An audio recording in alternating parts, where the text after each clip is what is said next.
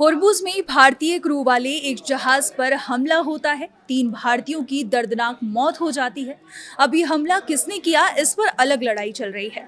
Iran का दावा है कि अमेरिकी फौज ने भारतीय जहाज को निशाना बनाया। अब ट्रंप का स्टेटमेंट आ गया, जिसमें उन्होंने कहा कि भारतीय जहाजों पर हमले बर्दाश्त नहीं। क्या है पूरा मामला, आइए जानते हैं इस वीडियो में। नमस्कार, आप देख रहे हैं न्यूज़ 18 का डिजिटल प्लेटफॉर्म और मैं हूं आपके साथ पल्लवी त्रिपाठी। अमेरिकी राष्ट्रपति डोनाल्ड ट्रंप ने दावा किया कि ईरान ने होर्मुज स्ट्रेट से गुजर रहे भारतीय जहाजों पर ड्रोन हमला किया था। ट्रंप ने इस घटना को पूरी तरह अस्वीकार्य बताया और कहा कि इससे क्षेत्र की सुरक्षा पर बड़ा खतरा पैदा हुआ है। हालांकि ईरान ने ट्रंप के इस आरोप को सिरे से खारिज कर दिया। ईरान के विदेश मंत्री अब्बास अराक्ची ने कहा कि अमेरिका बिना किसी सबूत के ईरान पर आरोप लगा रहा है। उन्होंने ट्रंप के बयान को निराधार और भ्रामक बताया।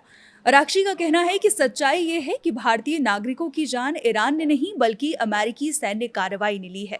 ईरान का आरोप है कि ओमान तट के पास एक तेल टैंकर पर अमेरिकी सेना ने हमला किया, जिसमें 3 भारतीय नाविकों की मौत हो गई।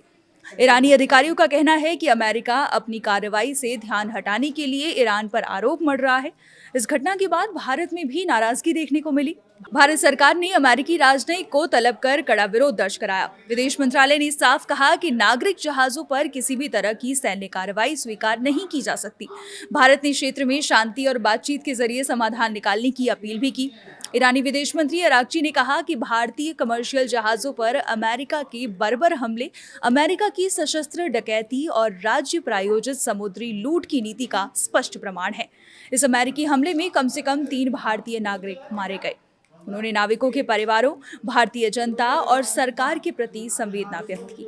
अराक्ची ने अंतर्राष्ट्रीय समुदाय से अमेरिका को जिम्मेदार ठहराने की अपील भी की और कहा कि उसकी कार्रवाई से वैश्विक शांति, सुरक्षा और नौवहन की स्वतंत्रता को खतरा है। जिस टैंकर पर अमेरिका ने अटैक किया, उस टैंकर पर 28 सदस्यीय दल था। इसमें 24 भारतीय और 4 विदेशी नागरिक यानी 2 पाकिस्तानी, 1 यूक्रेनी और 1 रूसी शामिल थे। हमले के बाद 21 भारतीय नागरिकों को बचा लिया गया। मृत 3 क्रू सदस्यों की पहचान deck cadet Aditya Sharma, engine fitter Shivanand Chaurasia और चीफ इंजीनियर पटनाला सुरेश के रूप में हुई। अमेरिका और ईरान अब ब्लेम गेम में लगे हुए हैं। फिलहाल सबसे बड़ा सवाल यही है कि भारतीय नागरिकों की मौत के लिए आखिर जिम्मेदार कौन है। ट्रंप ईरान को दोषी ठहरा रहा है, जबकि ईरान अमेरिका पर आरोप लगा रहा है। इस बीच भारत अपने नागरिकों की सुरक्षा और न्याय की मांग को लेकर लगातार दबाव बनाए हुए है। आने वाले दिनों में ये मुद्दा अंतर्राष्ट्रीय कूटनीति में और बड़ा रूप ले सकता है। फिलहाल के लिए इतना ही। देखते रहिए न्यूज़ 18।